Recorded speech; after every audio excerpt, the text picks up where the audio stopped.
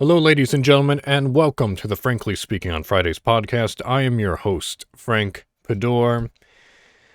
And guess what? It is that time again. The time of the week we are listening to the podcast, and I say, hey, another week has gone by, and you survived. You did it. Another 7 days here on this earth during unquestionable times, during questionable happenings and circumstances, and the world just, God, it seems for, 3.5 years now, it's just been nothing but chaos. 3.5, maybe 4 years now. It has, no, not 4 years. Yeah, I'll go with 3. Anyway, during those uncertain times and the times that we live within now, doesn't mean that we still can't celebrate small victories within our lives. Doesn't mean that we have to choose to be down by the news media, choose to be down by daily happenings within our lives, within our family members' lives, and just in general. So, another week, and here we are again on episode 25 of the Frankly Speaking on Fridays podcast. It is currently 8:11 p.m., March 11th, 2022. 8:11 p.m. Eastern Time, I mind you. And it's going to be an interesting podcast, to say the least. It is going to be discussing a couple of topics, but all of them wrapped around into one. There's going to be an introduction, a reason as to what and why we're talking about. There's going to be why. The middle part is why the first part was introduced, and then there's going to be a follow-up as to what this description is, at least within the description of the podcast that you were and can view right now. And, of course, my weekly update to you, which is going to be not uplifting. It's kind of going to be misconstrued, I want to say, but we'll get into that when we get there. But anyway, no matter what it is that you've done, if you made your bed all week, if you drank the minimum amount of water that you should have, if you went on one run, if you did your job excellently, hell, you just even got out of bed rather than just lying there, you're doing good. And you know what? I know you can do more next week too. Hell, even over this weekend, I know you can do it. And I'm striving to do the exact same thing myself. So, here is to you, my dear listeners. I'm proud of you for all your accomplishments that you've done. And don't worry about those failures. We need to fail. That's how we learn. That's how we survive, progress, and evolve ourselves and collectively as a species. So, here's to you. You keep bettering yourself.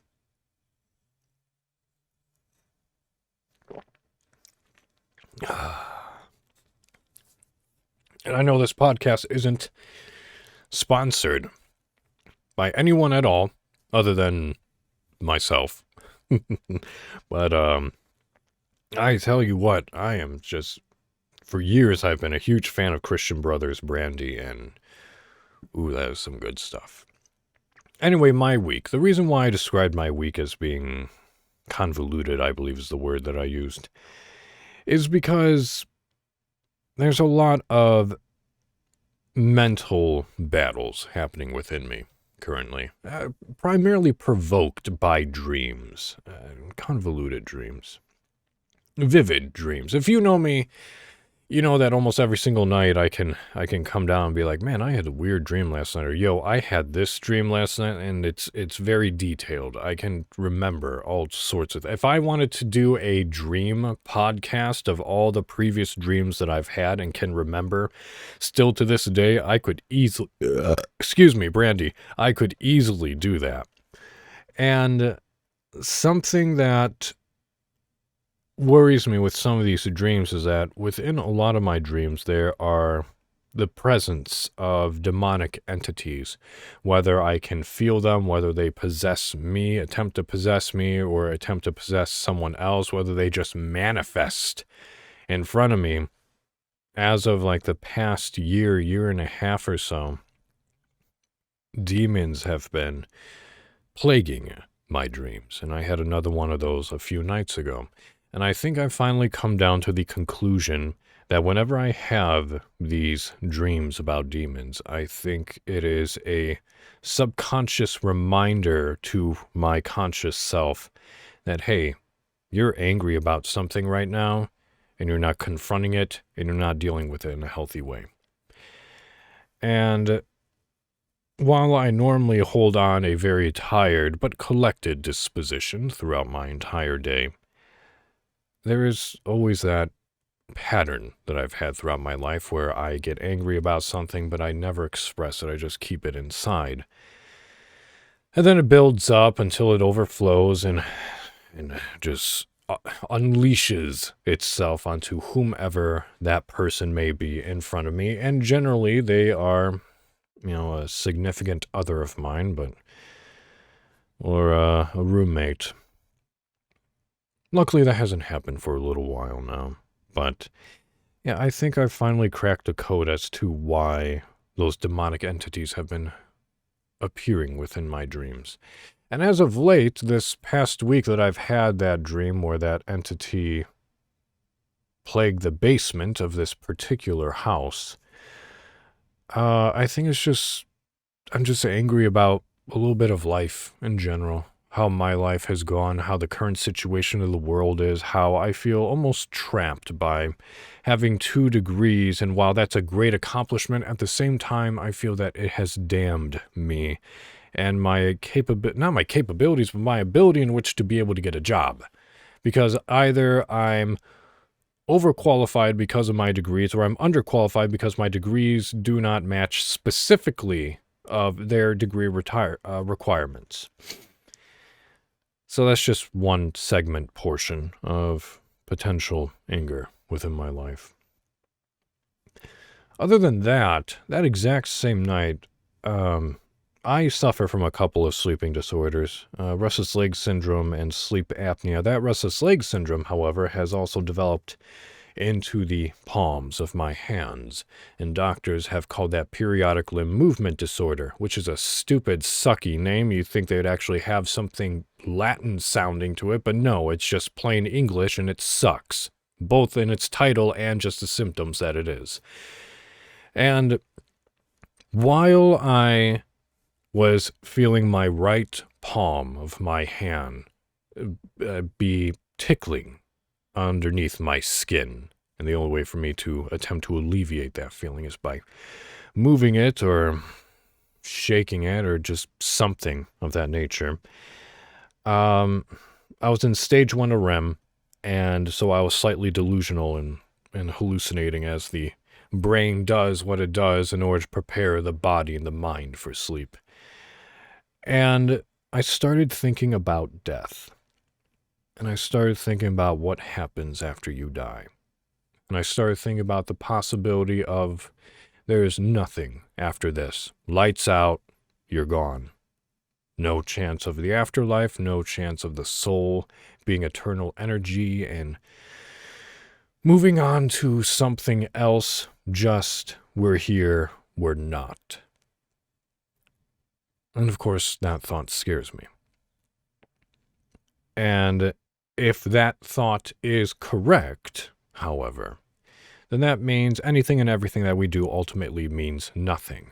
Because to begin with, anything and everything that we do ultimately does mean nothing. Because in about 50 to 100 years, our own personal individual selves is going to be completely forgotten or overlooked just based on how history and generations of family forget their elderly. But then that also means that when the sun explodes and it destroys this entire solar system, well, there goes all of human creation, unless somehow, some way, we expand beyond our solar system. And if that's the case, then cool, good job, humans, but that's certainly not going to be within any of our lifetimes currently. We're just now debating and may be able to get to Mars and colonize it, which by itself is a very scary thought and idea. But of course, humans are going to do what they need to do in order to survive, so that they don't completely damnate themselves, if that's a word. And now I understand and realize that, yeah, these topics are super entirely depressing and dark, but I like to be honest with you because I'm trying to be honest with myself. Those were the thoughts that I was having. They're bleak. They're foreboding, certainly. But at the same time, I think these are thoughts that we all have. And the only thing that I can say about that as far as comfort is that it's only a thought, it's only a theory. And not even I believe or hope that after this is nothing. I may be agnostic, but that doesn't mean that I hope for we're dead and lights out forever ever after. The only thing that I can say to bring any type of comfort is that if that is the case, we are here and we are alive now, and all that we can do is the best for ourselves so that we can help others. Not even people that we know. If we can help people that we know, awesome, but just make sure that you're able to take care of yourself first, because you can't help someone if you can't help yourself. So, that has essentially been my week, other than suspecting that the audition that I had, about 2 weeks ago now, I don't think I made it. And that's okay. Unfortunate, but that's okay.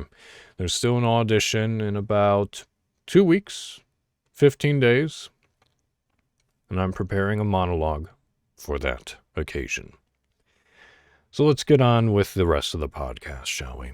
The topic that I want to talk about is Twitch, and not just Twitch, but streamers. Streamers in general, the community, and just why we do it. How hard does one have to work in order to be one of those big-time Twitch partners, affiliates, successful streamers? And how much do they make? Is it worth it? And also, do people actually understand it or even find it relevant in this day and age? Especially with the older generations who still live among us. Do they understand it? Do they appreciate it? Do they even understand how and why it has turned up to be? And they find it to actually be an important asset within the community. And before we dive into all of that, and I go potentially ADD, let me read to you our first article. An article which was submitted to me and recommended to me, and after browsing and reading it, I can see its relevance. Unfortunately, it was initially found via Facebook, but the link was given to me, but I was told that the Facebook comments that were associated within this Facebook article was something that was rather controversial. So,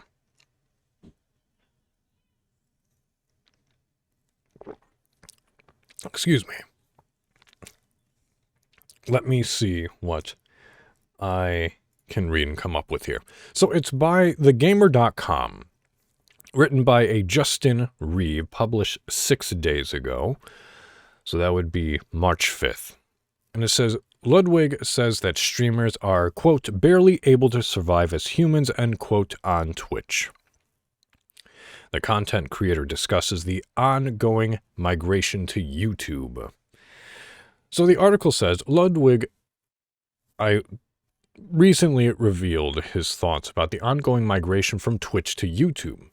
The streamer explained that certain aspects of the platform allowed content creator to make a much better living for themselves on YouTube. Twitch, on the other hand, provides them with very little support. The news comes from an interview by Colin and Samir. The pair sat down with Ludwig Ludwig to hear about his opinions on the two platforms in particular and the business of streaming more broadly. The content creator had some surprising things to say about his transitions from Twitch to YouTube. Ludwig specifically mentioned the intense workload that he was under at Twitch. Pause right here within the article.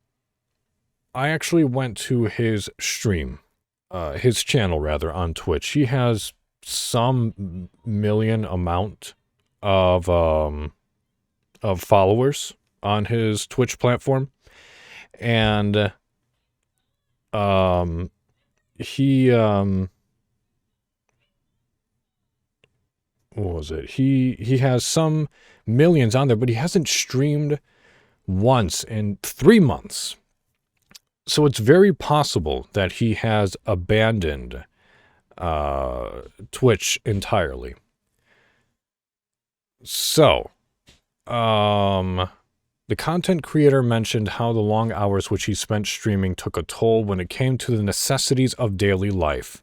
Quote, "Twitch streamers are like an underbelly," Ludwig said. "They're barely able to survive as humans. Half of them Uber Eats every single meal. They never pay any of their bills. Taxes are just something they forget about." Which I'm gonna say that if they're Uber eating every single meal that they have, then that means that they have more money at their disposal than what is anticipated. Because I cannot imagine having to pay for every single meal being Uber delivered to me, right? Plus, what do they mean they never pay any of their bills? So that just implies that every single streamer is living under their parents' roof and having their parents pay for everything. Because I can't imagine being able to stream my little humble channel without having to pay for internet and electricity. Very two essential things needed in order to be able to, I don't know, have a working computer and a working modem and router to connect to the internet in order to be able to stream my content. So I'm anyway, just what I'm just saying. It continues. Ludwig explained that while he was expected to be constantly streaming during his time at Twitch, the content creator was able to let himself go a little bit after he made the migration to YouTube. Quote, "As opposed to YouTubers, who are well put together, like basically Silicon Valley people to some extent, Twitch streamers will push themselves to go 150, 200, 250, or even 300 hours in a month," Ludwig said. He called this approach to streaming absurd. Which, of course, absolutely. That's more than a full-time job. You know, you're supposed to... Oh, this is a month. So let's see. 440 times 4 is 160. So basically, there are people who are streaming more than a full-time job. More than that. And that's just streaming. That means they're doing nothing about the content which they're creating. No highlight reels, no time in order to, like, if they want to create like a full series, like, part 1 through finish of a particular game that they're playing. No time is being committed to editing those things. They're just literally streaming 150 to 300 hours a month. So yes, agreed. That is absurd. Article continues.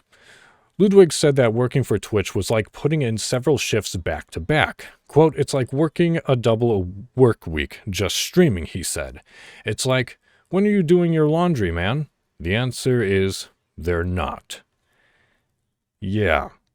So, exactly. That's not even just worrying about their content. What about, socializing? What about hanging out with friends and families, dating, if they even do that? But yeah, laundry, making your bed, doing dishes.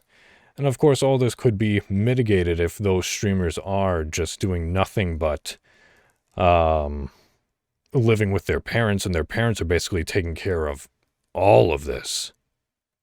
But my God, yeah, when are you doing your laundry? It continues, last paragraph. This comes in the wake of several hundred employees leaving Twitch over concerns that current executives are failing to understand its community. Quote, the customer was the content creator, said a former employee. If you're not passionate about the product, you're not really looking at it from the customer's lens. And so you don't have the same level of empathy. And I suppose that makes sense as well, because executives, they don't care about the community. They just care about numbers. They just care about profit. What can we implement in order to make PR's job a little bit easier? And then how can we also turn a profit from it?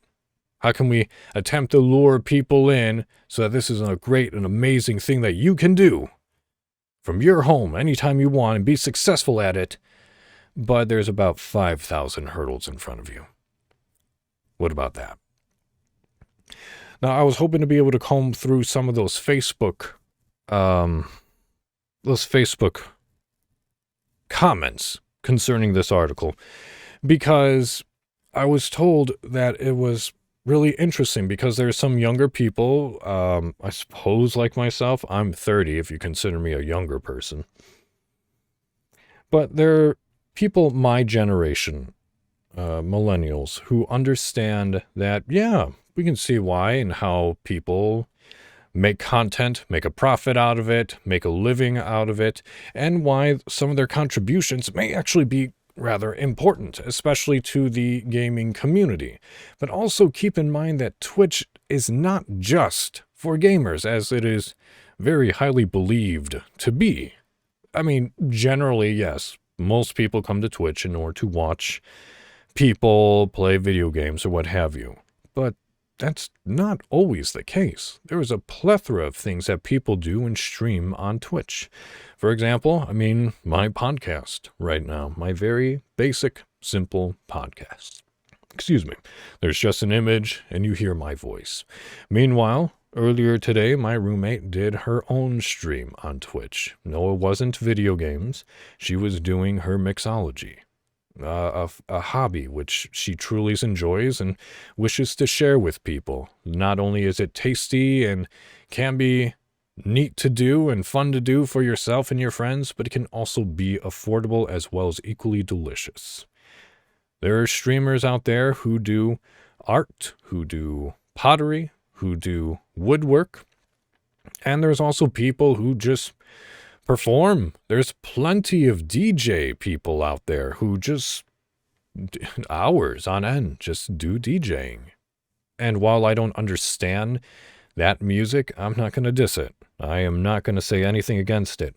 Talk to me about 12 years ago, I probably would have had a lot of negative things to say, but, I'm older now, a little bit wiser, and you know what? You go, DJs. Honestly, you guys could probably teach me a couple of things. But all in all, that goes to show that the generations behind me, the people who are older than me, I've had conversations with my parents, with some of my older adult friends, and even my roommates' parents concerning why and how someone would watch someone else play a video game. And we're going to get into that in a moment. This is the next thing that I have come up with, this article. This article being a little more specific as to how and how much streamers make for their streams. This one comes from streamerfacts.com, called How Much Do Twitch Streamers Make in 2022? Small versus big versus top tier. I find it interesting. To begin with, this is written by someone by the name of Dean, but they talk about how streamers make money in 2022. When the article came out in May 4th, 2021. That is May 4th, right? March. Oh, that's down. Yeah, look at that. I can do it. May 4th, 2021. They're already talking about 2022. So this is what Dean here has to say. Want to know how much your favorite Twitch streamers makes from broadcasting video games? Or maybe you want to know how much you can make as a smaller streamer? What is your earning potential when joining the platform? Also, I want to pause the article right there. The reason why I'm reading this is because a lot of kids nowadays, and even adults, they kind of look at this like, yeah, I can do that. I can make thousands of dollars doing so. And this is how it essentially breaks down and almost kind of lures people into the streaming community and wanting to be a top-tier streamer because they're like, man, I can just play video games and make a living off of it. Yes, technically you can, but there is a lot of work that goes into it, which we talked about before. And this also explains for the generations which are older than us who don't understand exactly how one does or would make a living off of streaming platforms such as YouTube and Twitch and whomever the hell else is out there. Hold on. Oh, burp does not want to come up. All right, we'll just move on. So, it says, in this article, we'll cover everything you need to know about the salaries of Twitch streamers. We'll look into each tier of streamers from small streamers with less than 100 viewers to streamers with 1,000 average viewers to top-tier streamers like XQC, Ludwig, and Nick Mercs. Streamers who I don't even... Anyway, we'll look into what streamers make from subscribers, donations, bits, advertisements, sponsorships, and even outside platforms such as YouTube, where they can earn extra money through advertisements, sponsorships, and affiliate marketing. We'll also cover some of the top-tier broadcasters in the industry and look at exactly how much they make from Twitch. You can use the navigation below to quickly navigate through this article and find the answers you're looking for. In this article, let's see, small, big, top-tier. How do Twitch streamers make money? So it's kind of funky. So small streamers. A small streamer with 10 average viewers can expect to see around $50 per month on average, while a streamer with 100 average viewers can expect up to $1,500 per month. Now note, this is all in American dollar value, so you're going to have to convert if you are in a different country. Below is a chart of the average viewers of small Twitch streamers based on their average viewers. Keep in mind that the amount is based on subscribers, bits, and advertisements. It does not include income from other sources such as YouTube and sponsorships. So 5 to 10 average viewers, 50 to 200 per month, 20 average viewers, 200, 400 per month, 50 average viewers, 500, 750 per month, and 100 average viewers, 1,000 to 1,500 per month. If you want to learn how much really small streamers with less than 20 viewers make, here are a couple of micro streamers that have revealed their earnings from Twitch. Below is a video of a small streamer named Quirky Pixel who revealed how much she makes on Twitch with 5 average viewers. In the video, reveals that she made $64.81 in 30 days as a small streamer. During this time, she had an average of 5 viewers and received 26 subscribers. The majority of the money she received came from the subscribers, $57.55, with a very minimal amount from advertisement, 79 cents, and $6.47 from bit donations. Here's the thing, is that you can only then ask or have that money be paid out from your Twitch account only when you get to $100. I haven't even reached $100 yet. And I'm much like her, having an average of about 5 viewers per stream. Let's see, for a small streamer like Doro44 also revealed how much he made from a Twitch in a single month. The amount was $210 for 10 average viewers. And yet another small one, Pagachu, revealed that he made $484 in a 30-day period from 17 average viewers. He does mention that $315 was made from bit donations, leaving $169 from subscribers and ads. So, I won't go into detail for the rest of them, because you can obviously imagine that's just going to increase. So, we go to big streamers. Here is the chart for that. 1,000 average viewers is $5,000 per month. 5,000 average viewers is $13,000 per month. And 10,000 average viewers is $30,000 per month. And then, of course, we go to the top tier. Like XQC is a top tier streamer who makes $260,000 United States dollars per month from Twitch. Nick Merckx makes $235,000 per month, and Ludwig, who was mentioned in the previous article, $180,000 per month from Twitch. So these guys are making big O bucks, and that's just their revenue from Twitch. Let's see what their revenue from YouTube is. Ludwig has an average monthly view of 28 million on YouTube, and he makes an additional $84,000 a month. XQC, with an average of 48 million views per month, makes an additional 144,000 United States dollars, and there's a couple of other streamers that are on there as well. So like I said, and like the article said from the beginning, is that that's just revenue from Twitch and from YouTube, advertisement revenue, subscriptions, bits, which is, Twitch currency. And that's just from that. That is not sponsorships and whatever. That's not sponsorship or even merch. So that's how they make it. I will read this portion of it, just so you know what is, why would people pay money for this? One of the biggest chunks of the money Twitch streamers make come from subscribers. Subscribers are people who pay a certain monthly fee, usually $4.99, to gain access to extra content such as streamer emotes.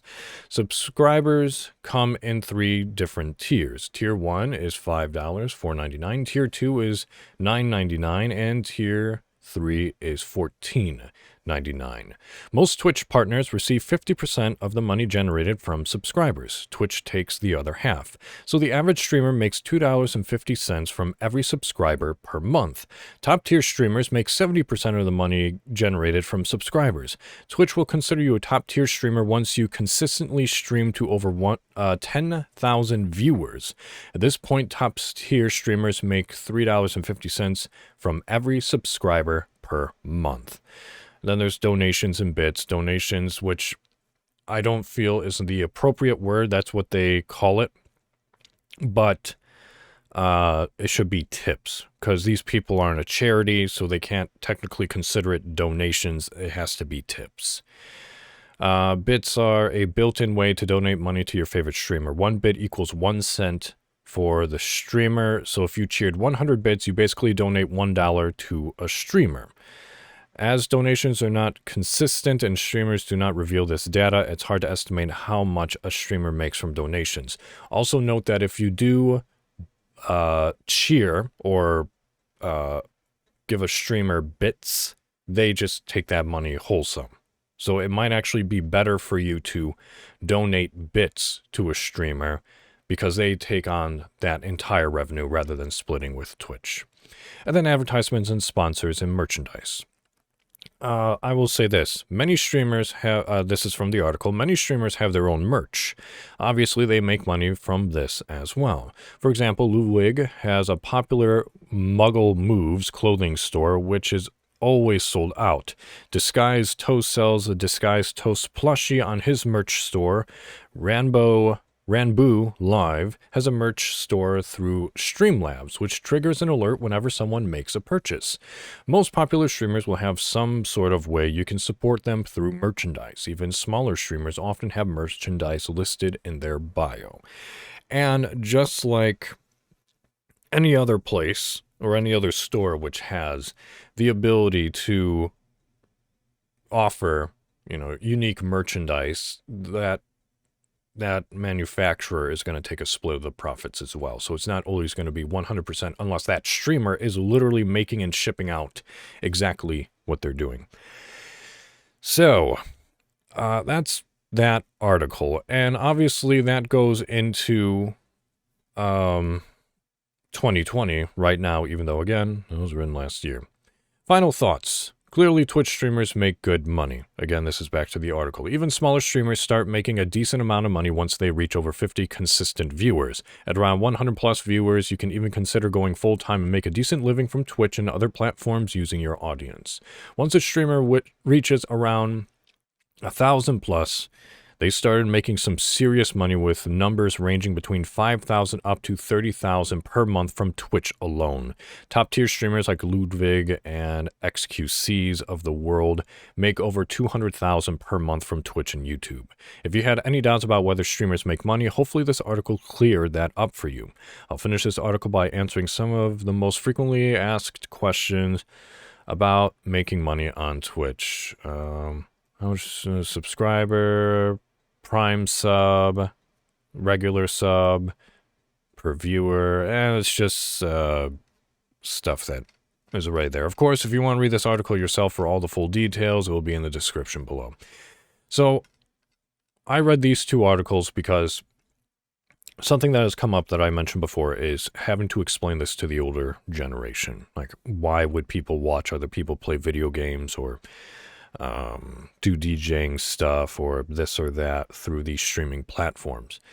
And something that I mentioned to my roommate's mother is that there are people who can't afford the consoles or the setup or even the video games that they want to play themselves. So something that they do is they watch someone else play because they don't have the capacity to be able to do so themselves.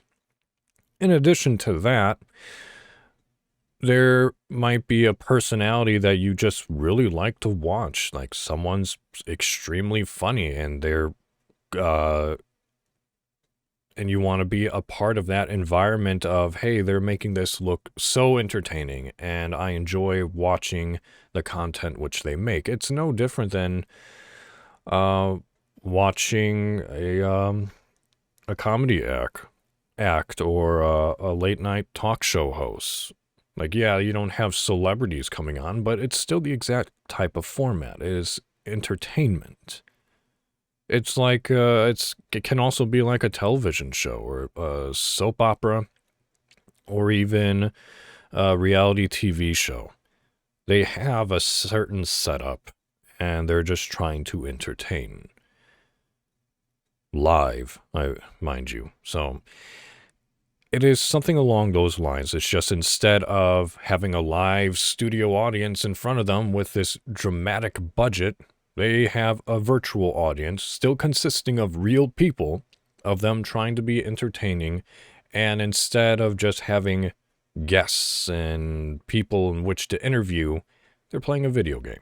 That either people are there for the sake of the video game, for the combination of the streamer and the fact that they are playing this specific video game, or if they're just there for the streamer because they just truly love their personality and what they have to offer. Like, I would never watch Jimmy Kimmel, but I'll watch the crap out of Craig Ferguson, Conan O'Brien, Stephen Colbert. Absolutely. But that's just how I prefer my late night talk show hosts. It's the exact same thing. And just like those hosts, they have sponsors, they have ad revenue that the network takes advantage of in order to be able to fund what they do. Exact same thing here. They have sponsorships if they get enough popularity. They get advertisement revenue, not much, I can guarantee you that, but at least it's something. And they get direct support from their audience through tips and through subscriptions. So that's how and why. And for some reason, that still doesn't click through. Like, well, how is this possible? Well, how is the NFL still possible? How is baseball still possible? All through sponsorship, advertisement revenue, merchandise. And unfortunately, you can't purchase food through the streams, through the streamers, but you can support them if they get a sponsorship which has, food shipped to you, like Blue Apron or one of our streamer friends actually has a sponsor where it's a food thing. So that's how it's done. If you have a parent or a older friend who does not understand this, have them listen to this podcast, have them read those articles so that it makes sense. Yeah, the content is primarily video games, but video games are a growing and has been a growing industry for years now. And it has kind of reached a bit of a plateau. And especially with streamers now being involved with the video game industry, especially speedrunners, my God. That's how it's done. That's how this community of streamers has grown. And it actually began all the way back on YouTube. Angry Video Game Nerd, he kind of set the platform of recording video games and posting them to YouTube. And it was so, quote-unquote, prehistoric, even though it wasn't too long ago. He would actually just literally set up a camera on a tripod, pointing at the TV, and then recording it for his gameplay footage, video and audio. Look how far we've come now with video capture cards, with Elgato, with microphones, with cameras. It has expanded so much. And now it's kind of inundated, both on Twitch and on YouTube, of content creators and video game creators. So you have, instead of just like half a dozen people or so being late night talk show hosts, now you have thousands, tens of thousands of hosts in which to pick from for you to support. If you want. Entirely up to you. Anyway, that's all I have for this stream. I hope that helps you be able to explain to an older relative or friend how and why people can and do make a successful living on these streaming platforms and by playing video games. The only thing that I may or may not agree with or disagree with those older individuals is how are they going to retire? How are they going to, like set themselves up? Well, if you're anything like XQC making, over $250,000 a month, I'm pretty sure he has a very healthy retirement fund going on. At that point, your debts are paid off. You have way more money to yourself than you would want. So I'm sure he is wisely investing what money he can for a retirement fund. Hell, I even think, one of the top YouTubers, Markiplier, I'm sure he's invested his retirement fund already.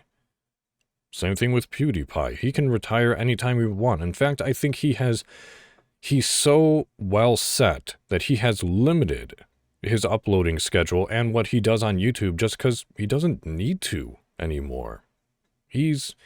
How old is PewDiePie? Let me see. Let's see. How old is PewDiePie? He's 32 years old. He was born in 1989. He can retire already. So, yeah. As of 2022, PewDiePie's net worth is estimated to be $40 million. If I had $40 million, I'd be considering retirement too. So, there you go. If you are striving to be a streamer, best of luck to you. I'm right there with you. But I'm not doing it for the money. If success comes from it, awesome. But I'm just doing it just because I enjoy the art of streaming, and it gives me a reason to play and complete these video games while still being productive in some manner.